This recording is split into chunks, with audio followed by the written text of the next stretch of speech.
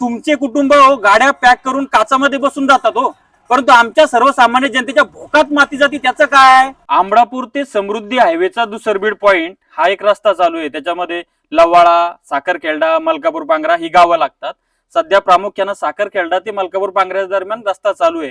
ठेकेदाराचं काय कर्तव्य आहे की त्या ठिकाणी लोकांच्या अंगावर धूळ उडणार नाही, त्यांचा ऍक्सिडेंट होणार नाही याची काळजी त्यांनी घेतली पाहिजे, परंतु ती काळजी घेत नाही. मी स्क्रीनवर तुम्हाला दाखवतोय, प्रचंड धूळ उडते, समोरून कुठली गाडी येते हे कळत नाही, प्रचंड धूळ अंगावर उडते. माझ्या तुम्हाला शर्ट दिसत आहे.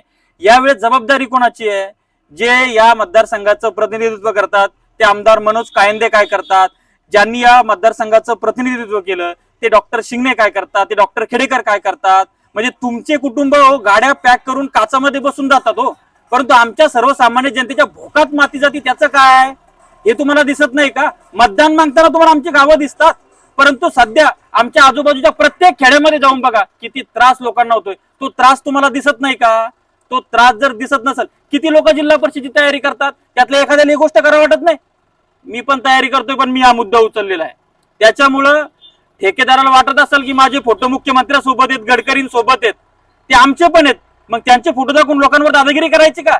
हे चुकीचं आहे. आपल्या कृतीतून मुख्यमंत्री असेल, केंद्रीय मंत्री असेल, यांचा गुणगौरव वाढला पाहिजे, त्यांच्याबद्दल लोकांच्या मनामध्ये द्वेष निर्माण झाला पाहिजे, याची काळजी ठेकेदारांनी पण घेतली पाहिजे.